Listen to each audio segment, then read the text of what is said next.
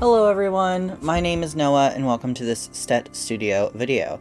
Today we are going to be setting up my brand new Archer and Olive, I think it's a B5 bullet journal, the big one for 2024. It is faux leather cover, which is not really what I'm a fan of. I much prefer the linen covers, but that's okay. I ordered this without really realizing which one it was. I thought it was one of the, I think it's Fall Solstice or something, their fall release. I thought it was one of those that I wanted that also had books on the cover, but it's okay. I've never used this size of bullet journal before, so it'll be interesting. It's going to be a fun experiment, and today we are going to be setting up like the beginning of the bullet journal pre-January. We're doing that in this video. So I've got my cup full of markers, and we've got highlighters, we've got markers, we've got dot pens, we've got pretty much everything you could want in there, probably way more than anyone would ever need. You will actually see this cup. It's going to be drawn a couple times in the setup, so just want to show you that. We've got all of my pens here. I will use primarily the Graphic liners, but I have some Sakura pens, I have some Pentel brush pens, I have a gel pen, but I'd be surprised if I used any of those. I tend to stick just to the Graphic liners. And there's tape on this one to show that it's my freshest O2. We also have some alphabet stamps. They are the lowercase ones that look like typewriter font, and I think they're really nice. I like using them. I've really enjoyed using them this year, 2023, so I look forward to pushing them into 2024. We also have a little candle for the ambiance, and we have a gray stamp pad. What we don't have, we will not be using any rulers. I will be keeping my lines as straight as I can make them with my own hands. I think for the aesthetic I'm going for, it will look better if it's a little more organic, which I did in 2022, but not in 2023. I may also use a little bit of coffee stained paper. It really just depends, but we'll see. I may not, I'm not sure. I will link everything down below that I can so you can find them and use them yourself if you want to. I will also include the specs for this bullet journal since I don't know the measurements off the top of my head. And yeah, before we get started, I just want to say I have decided I will not be bringing you down close like I have in the past. It just takes too long to edit those videos, and I do not have an editor, so we're going to be staying more zoomed out, and I think for a bigger bullet journal like this, that might actually be ideal. With all of that out of the way, I think that's everything we need to do to get started. So I decided that I was going to put a quote on this blank page that isn't really used for anything usually, and I decided to write, "In the end will all become stories," which is a quote from Margaret Atwood. And I did struggle a little bit with remembering to tilt my hand in such a way that you could see what I was doing. I got better at it as time went on, and I'm going to try to get better at it as the year goes on as well.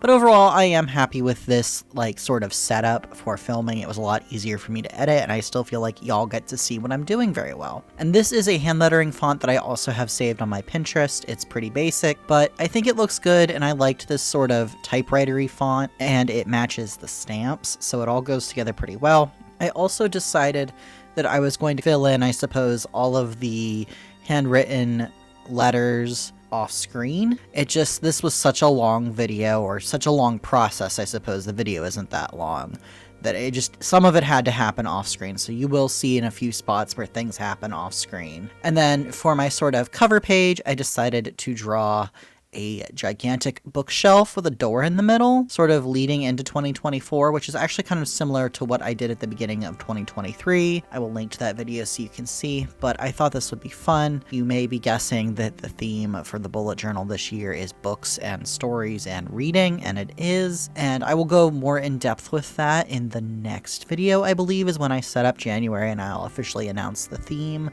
I'm kind of keeping it a secret just for funsies, but I decided to add a little bit of an inlay at the top, and it looks okay. It gets the job done, and you know, it's obvious what it is. And I started adding in the books, and as I was initially sketching in the books, I was like, oh my god, this is going to take forever. So I decided to add in some things that are actually on my bookshelves in real life. We have little boxes, we have bookends. I don't actually own those mushroom bookends, but they are my favorited in my Etsy, and I would like to eventually own them. There's a candle. It's definitely not lit. I have some really big, They're not pillar candles, but they're like those big ones that you can get in a glass thing with a lid, and I use those as bookends if I don't have enough bookends. So definitely not a lit candle, but there is a candle. Some of my art is on my shelves just because I run out of rooms, and then I drew a doll, which you'll see there. It's actually supposed to be my Laverne Cox Barbie that is on that shelf because she doesn't fit on the shelf with the rest of my doll collection. There's a jar full of fabric scraps because those live on my shelves too. You can see the little coffee cup with all my pens in it, like I mentioned, and then I drew actually a skull like in like sort of a glass case. Not to be confused with the skull container full of knitting needles and crochet hooks, which I do actually have. I do not have that skull in a case like that, but it was neat. I needed another idea. You can see me putting in the sticky paper to cover up a mistake. I drew a line, and you'll see me do that a lot during this spread. That is my number one tip. Get some white label paper that's like stickery and use that to cover up your mistakes, or if they don't bother you that much, don't worry about it because it doesn't matter. And I drew in some steps because I thought that would look nice, and I added some detail along the bottom because who really wants their bottom shelf to actually be books? You have to bend over all the way, they're gonna get covered in dust, so I just thought that putting little carvings or something in there would be nice.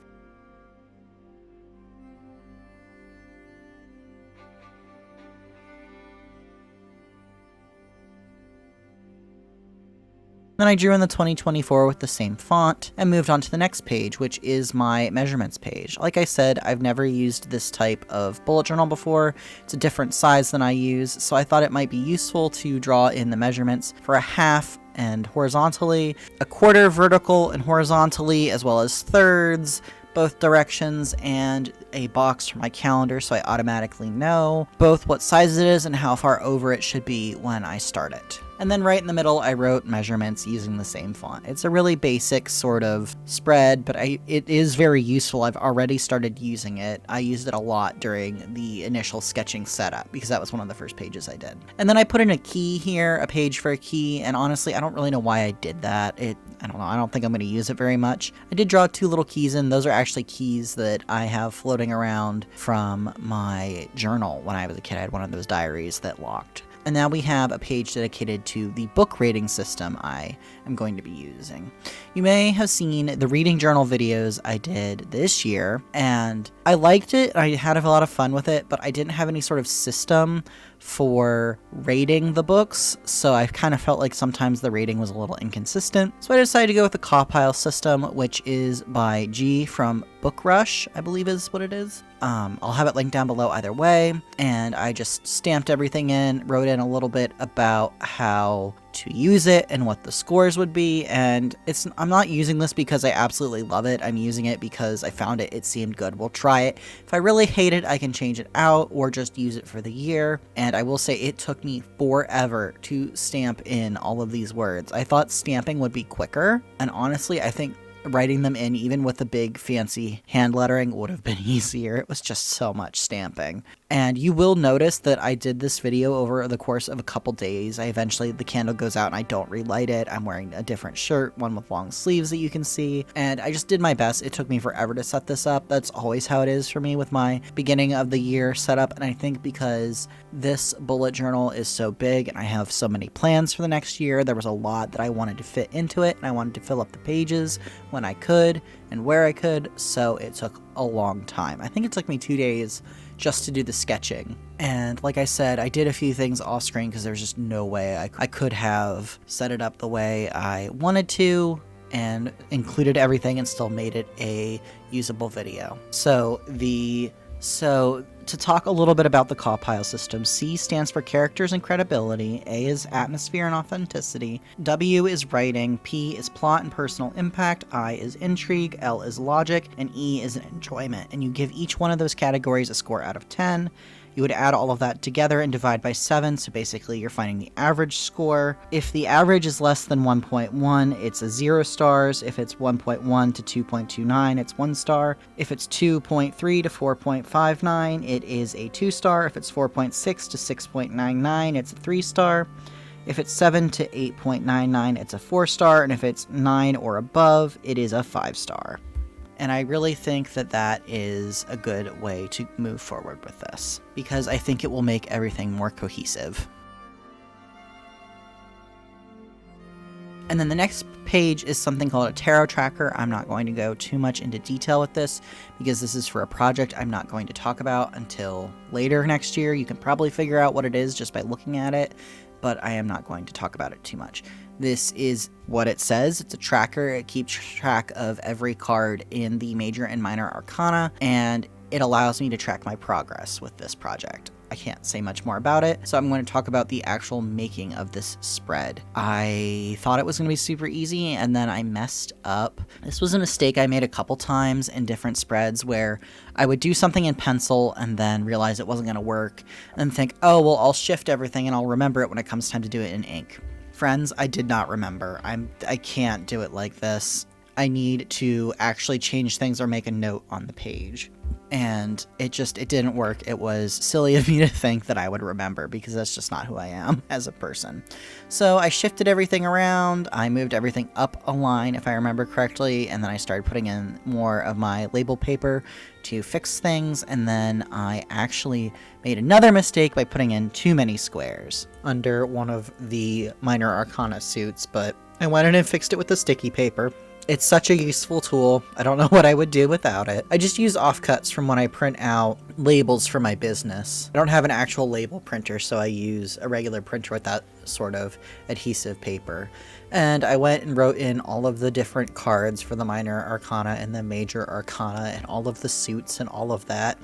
I am thinking about covering up where I wrote the different names of the suits like wands, pentacles, cups, swords, and stamping it in. I'm not sure. I don't know if I care that much, but I don't really like the way it turned out. I feel like it looks a little odd, but you'll have to let me know what you think, if I should change it or not. I think I should. It just doesn't look quite right. Like I said, this is a project I'm going to be working on this year. I'm really excited about it, and I'm not ready to share it yet. So for right now, you get this kind of vague bit of me talking about it.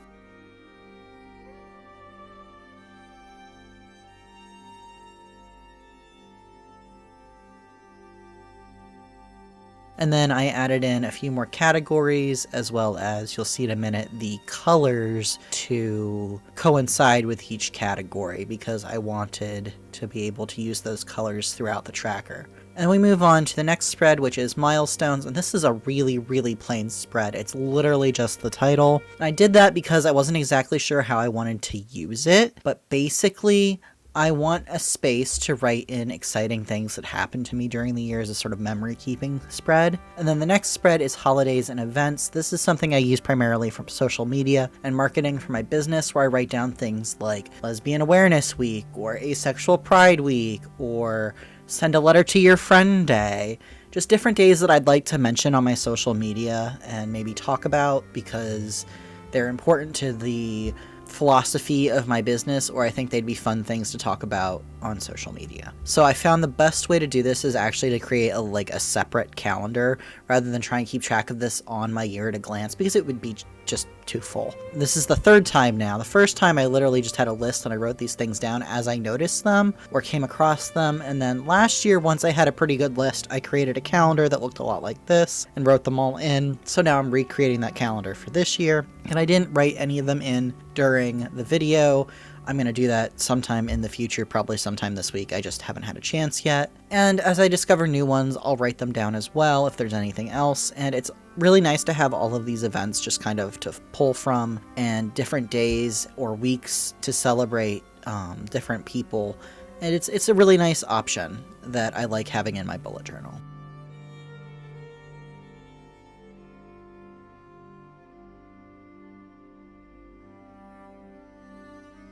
Then the next spread was my actual year at a glance, and I decided to draw some shelves in on top just to fill in the space a little bit more. The one side's a key, the one side's just decorations. The title is A Year at a Glance, which is pretty common to what I would use before for my monthly calendars. It would be my month at a glance. And this was when Ravioli decided he was going to hang out with me and help me. You'll see he lays on half of my bullet journal for quite a while, and I just kind of had to work around him, but that's okay. He's a good boy. He doesn't understand that he is being annoying and in the way. He just wants to be involved, and I try to keep that in mind because he's a cat. You know, he doesn't think the way humans think. And I gave him some pets. Plus, he's really cute, and I like to share him with you guys because he's so cute and he's my boy. So, yeah, he helped me, and hung out with me and kept me company. And basically what I'm doing is each box gets a small calendar. I always start my weeks on Mondays. That's just how I do it. And then once I get the whole calendar written in, I leave space underneath so I can write down events. And the keys are so basically I can go through, and if there's an event on, say, the 6th of October that's a personal event, I will stamp that with the color of the personal event. And then underneath I'll write 6 dash and whatever it is, like doctor's appointment or dentist appointment, whatever. And I do add in all the months to make it easier, and I don't think you see it in the video, but I did also color code things by quarters, just because that was something I did last year. By last year I mean 2023, and I really liked it and I wanted to bring it back. And yeah, I just thought it was a fun way to kind of keep track of that and keep things consistent as much as I could. You can see I'm just kind of working around him. I did the right hand side before the left hand side just because he was laying on the left hand side, and he finally left, so I was able to go through and do the same sort of thing on the other side of the page. And I'm considering maybe writing in a quote in between, but there's not a whole lot of room, so I feel like it would probably be too cramped. It's a shame that I only used one quote in this setup. I really like including quotes in my bullet journal, but that was just kind of how it turned out this time. I might add one in on some of the more empty spreads, but I don't know. How satisfying is it that this year starts on a Monday, this coming year? Isn't that just the most satisfying thing? And yeah, I put in all the little calendars, stamped in the months again, and you can see at the top, the key, we have personal, markets, birthdays, social, classes,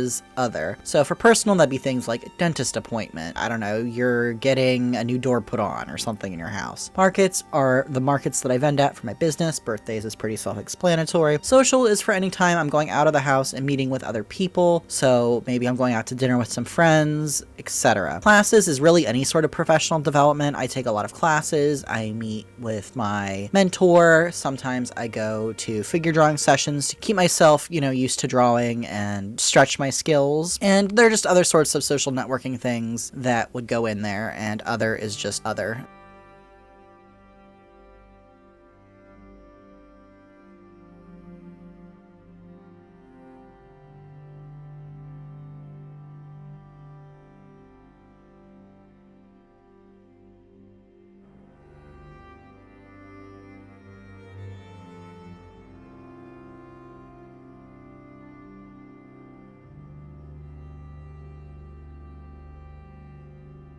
And as you can see, Ravioli came back, helped me some more, just kind of walked across everything.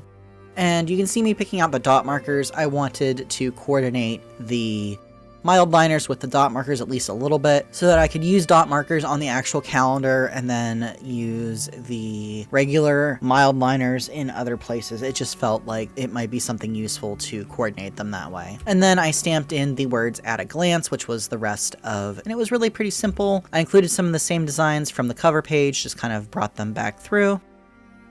And then the next page, you can see it's a new day. I'm wearing a long sleeve shirt. This is Stet Studio in 2024. Stet Studio, if you don't know, is my business. This is just sort of my brainstorming and planning and tracking page for everything as it relates to my business. And I did end up leaving half the page blank because I kind of wanted to keep space for brainstorming, but also as the year goes on, I might find I need other trackers, I need other sorts of things. So it seemed like maybe it was a good idea, since I didn't immediately have any ideas for what to do with it, to leave that side blank. But then we have blog and newsletter ideas, because I do want to start a blog in the coming year. And we have project timelines. So I didn't title any of the projects. You'll see I just left that blank because I want it these things to be kept private for a little bit longer. I did accidentally add in an extra box. I miscounted and it just wasn't right, and it was really stupid and it was really annoying, and I wish I didn't have to fix it, but alas. So this is kind of me going in and showing how long I think each part of each project should take, and I'll color them in as I finish them. And I think if they don't end up taking the same amount of time, I'll probably go over that with the highlighter. So for example, if phase 1 of project 1, which is that 3-month span all the way in the upper left of the square,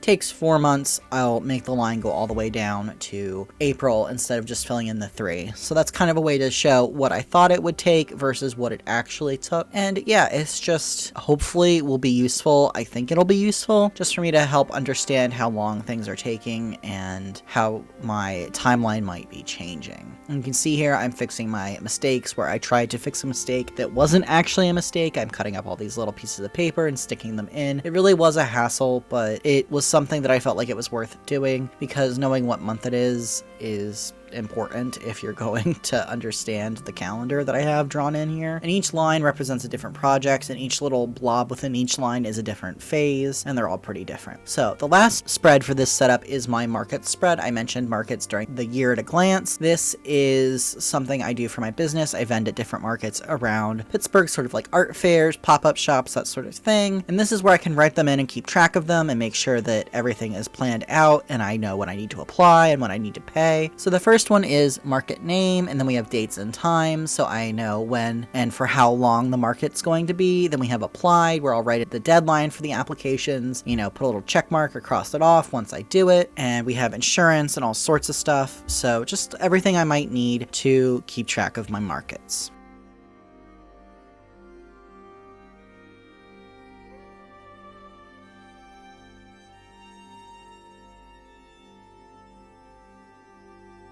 And now it's time for the flip through. So you can see I have covered up my phone number on that first page, but then we come to the title page and the cover again, and we've got measurements and the key, and you can see I added in the quarter colors on the key, so at least I'm using the key for something. We have the book rating spread, which I really do like how it turned out, as well as the tarot tracker. I think those might be some of my favorites. We have milestones, again very plain, and holidays and events, which I haven't filled in yet, but you can see the quarter colors there as well, and then a year at a glance or my year ahead, and that's all filled in. I like how it turned out. I think the colors are nice. You have Stet Studio in 2024, plenty of room to grow in that spread as well, and I'm excited to use it. And then we have markets, finally the last one. I'm very excited to film the January setup and show it all to you. I will be announcing the theme for 2024 in my bullet journal. Officially, it feels a bit silly to be like, oh, I'm announcing it, but I like surprises and I like sharing that sort of stuff with y'all, you know, just in a fun way. Please feel free to subscribe if you would like to watch that. Like the video if you liked it, dislike it if you disliked it, but why are you here if you disliked it? And be sure to leave a comment. What are you doing in your bullet journal this year? Let me know. What do you think of my setup so far? Oh, and be sure to ring the bell. I think that's the last thing I'm supposed to ask you to do. I think that's everything. Thank you so much for watching this video and spending a little bit of time in the Stet Studio today with me.